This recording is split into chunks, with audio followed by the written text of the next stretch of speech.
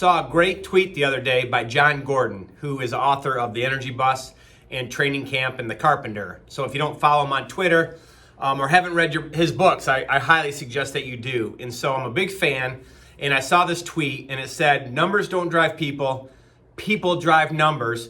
Focus on people, and your numbers will rise. And this is one of the great truths that I've learned in business as a leader here at Service Express. And I find that when I or we as a company do this well, it holds exactly true.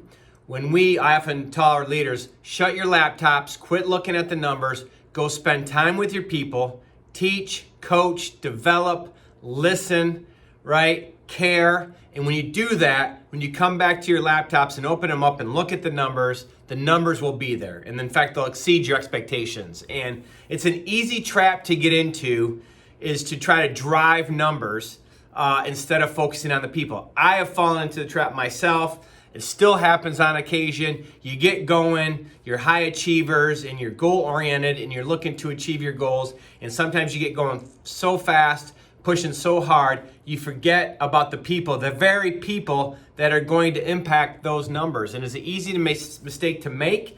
I've made it. I've seen leaders at Service Express make it. I was talking today in an executive leadership meeting that anytime in our past at Service Express when we just tried to make money or tried to grow revenues or tried to be all number driven without thinking of the people first, we have failed, we have struggled to do what we need to do. Our core value is to help our people achieve their personal, professional, and financial goals, to surround ourselves with the right people, figure out what they want to achieve while here at Service Express in their personal life, financially, and professionally, and then work to help them achieve those goals. And if we focus on the people and we help them hit their goals, our company goals will be blown out of the water, right? And so it sounds great, and when we do it really well, it works amazing. When we don't do it well, when we put numbers ahead of people, we struggle. It doesn't work as well. And so I'm here to implore you now to think about your people first, right? And to help them. It doesn't mean don't hold them accountable. It doesn't mean don't have tough coaching conversations for them. In fact, the right people will want that. They want to be developed, right? They want to get the feedback. They want to get better, and they want to improve. And the way you do that is you come alongside of them.